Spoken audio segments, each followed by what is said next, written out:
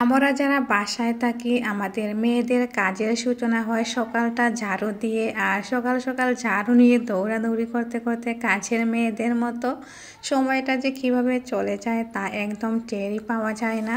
So hello guys, আসসালামু আলাইকুম। কি অবস্থা সবার? সবাই কেমন আছেন? আশা করছি আপনারা সবাই ভালো আছেন। আমিও আল্লাহর রহমতে ভালো আছি। আশা করছি পুরো ভিডিওটি দেখতে আমার সাথেই থাকবেন। সো ভিডিওটি স্কিপ না করে কন্টিনিউ করুন। এখানে সকালবেলা ঘুম থেকে উঠি তো আমার বেবির কাপড়টা গুছিয়ে নিচ্ছিলাম আগে। আর আমার বেবি যেহেতু আছে তো ভাবলাম আগে কাপড়টা গুছিয়ে নিই। দেখেন ওইদিকে তো ও পড়তে বসছিল, বাট ওর এখন পড়া শেষ, দেন মোবাইল নিয়ে বসে পড়েছে। আসলে এই যুগের বাচ্চারা মোবাইল টিপতে খুব বেশি পছন্দ করে, তবে আমি ওইটা ইগনোর করানোর চেষ্টা করি। যেহেতু এখন আমি কাজে ব্যস্ত, যার কারণে একটু মোবাইলটা ওর হাতে দিলাম। দেন আমি চলে আসলাম আমার ব্যালকনিতে। আমার খুবই পছন্দের একটি জায়গা হচ্ছে কি আমার ব্যালকনি, যেখানে বসে বসে আমি বাহিরের দৃশ্যগুলো উপভোগ করতে পারি। তো যেহেতু এই জায়গায় বসে বেশিরভাগ টাইম স্পেন্ড করি, তো এই জায়গাটা তো নিট অ্যান্ড ক্লিন করে রাখতে হবে। তো আমি এখন ঝাড়ু দিয়ে দিচ্ছিলাম। আমাদের সকালটা না শুরু হয় কাজের মেয়েদের মতো। এই যে আগে বললাম ঝাড়ুটা দিয়েই যেন সকালের কাজটা করতে হয়। আর খুব সুন্দরভাবে আমি পরিষ্কার করে নিচ্ছিলাম ঝাড়ু দিয়ে। যেহেতু অনেকটা ময়লা ছিল, তো ময়লাগুলো পরিষ্কার করা হলে হাঁটতে অনেকটা সুবিধা হবে। আর এখানে তো আমি বসে বসে প্রাকৃতিক দৃশ্য উপভোগ করি। তো যাই হোক, আমি খুব সুন্দর করে পরিষ্কার করে নিলাম আমার ব্যালকনিটা। দেন আমি রুমটাও পরিপাটি করে নেব। এখন যেহেতু হালকা হালকা শীত লাগে, তো কম্বল ইউজ করার দরকার পড়ে না, যার কারণে আমি কাঁথা ইউজ করছি ইদানিং। জানি না আপনাদের এই দিকে কেমন ঠান্ডা, তবে আমাদের এই দিকে না ঠান্ডা খুব কমই বললে চলে। তো শীতটা চলেই যাচ্ছে। আর দেখেন এইদিকে আমার ছেলে তো হাঁটাচলা করতেছিল, তো আমি অনেক রোদ উঠেছিল, তো জানালাটা খুলে দিলাম। জানালার আলো বাতাস সাথে রুমের ভেতরে ঢুকে। আর আমি তো দেখেন রুমটাও সুন্দর করে পরিপাটি করে নিলাম আর গুছিয়ে নিলাম। আর আমার ছেলে দৌড়াদৌড়ি করতেছে বিছানার উপরে উঠে। আমি জানলাটা খুলে দিলাম আর কি, আর ও আবার গিয়ে লাগিয়ে দিল। ওইটাই ও করে আর কি।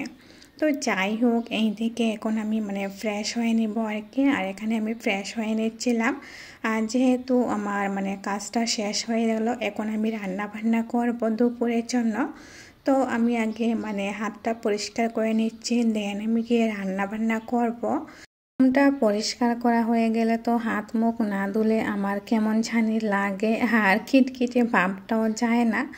তো যাই হোক, আমি কিন্তু হাতটা সুন্দর করে ধুয়ে নিচ্ছিলাম। দেন এখন আমি গিয়ে রান্নাটা বসিয়ে নিব। আজ তেমন কোনো কিছু রান্না করব না, তবে শিমের বিচি দিয়ে খুবই মজাদার একটা ঝোল রান্না করব।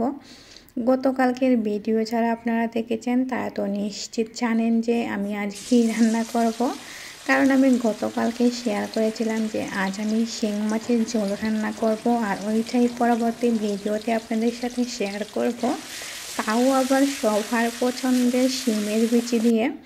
আর যেহেতু শিমের বিচির সিজনটাও চলে যাচ্ছে, যার কারণে তো আমার আম্মু অনেকগুলো শিমের বিচি নিয়ে আসছেন বাসায়। ওইগুলো আমি ফ্রোজেন করে রেখে দিব, আর কিছু শিমের বিচি রান্না করব। শিমের বিচি না আমার অনেক ভালো লাগে, যার কারণে আমার আম্মু আমার পছন্দের কথা চিন্তা করে অনেকগুলো শিমের বিচি নিয়ে আসছেন। আর শিং মাছ দিয়ে আজ আমি শিমের বিচি রান্না করব। আগে তো আমি শিং মাছ খাওয়া ছেড়েই দিয়েছিলাম কালো টাকার ভয়ে, বাট এখন আমি একটা সমাধান পেয়েছি। তো এই টিপসটা ফলো করে তো আমি খুব সাদা করে শিং মাছগুলোকেও পরিষ্কার করে নিলাম। দেন ওইদিকে দেখেন অনেক বড় বড় শিমের বিচি। এই শিমের বিচিগুলো না খুবই শক্ত, আর এই শিমের বিচিগুলো খুবই মজা হয়েছিল যখন আমি রান্না করলাম। এখানে আমি কষিয়ে নিচ্ছিলাম, আর কষানো হয়ে গেলে দিয়ে দিলাম শিমের বিচিগুলো। তবে আমার আজকের ভিডিওটি কীরকম হয়েছে অবশ্যই কিন্তু আপনারা সবাই কমেন্টে জানাতে ভুলবেন না। আর আমার চ্যানেলটি ভালো লাগলে অবশ্যই লাইক কমেন্ট শেয়ার দিয়ে আমার পাশেই থাকবেন। তো আবার চলে যাওয়া যাক রেসিপিতে। এখানে দেখেন আমি শিমের বিচিগুলো দিয়ে দিলাম, যেহেতু অনেকগুলো শিমের বিচি আজ আমি রান্না করব। তো সবগুলো শিমের বিচি দিয়ে আমি হালকা নাড়াচাড়া করে দেব, যাতে মশলাগুলো ভালোভাবে ঢুকে শিমের বিচির ভেতরে। জানি না আপনারা কীভাবে রান্না করেন, বাট আমি সবসময় না এইভাবেই রান্না করি শিমের বিচি। আর আমার এইভাবেই রান্না করতে অনেকটাই বেটার ফিল হয় আর কি, যার কারণে আমি এইভাবেই রান্না করি। আর আপনারা যারা আমার ভিডিও দেখেন নিয়মিত, তারা নিশ্চিত জানেন যে আমি শিমের বিচি কয়েকদিন পর পরই রান্না করি। আমার তো খুব বেশি খারাপ লাগতেছিল, কারণ শিমের বিচির সিজনটা যাতে চলে যাচ্ছে। তো চলে গেলে কি আর করব, আমার পছন্দের শিমের বিচিটা আর খাওয়া হবে না। তবে আমি কিছু শিমের বিচি কিন্তু ফ্রোজেন করে রেখে দিয়েছি, যাতে 1 বছর পর্যন্ত খাওয়া যায়। ওইটার ভিডিও আমি নেক্সট শেয়ার করব কোনো একদিন, আমার শিমের বিচিগুলো প্রসেস করা হয়ে গেলে। তো গাইস দেখেন আমার এখন ঝোলটাও দেওয়া হয়ে গেল। তো ঝোলটা দেওয়া হয়ে যাচ্ছে পরিমাণ মতো, দেন আমি একটু ধনিয়ার পাতাটাও দিয়ে দেব। আজকের মতো এখানেই বিদায় নিচ্ছি। সব ভালো থাকবেন, আল্লাহ হাফেজ।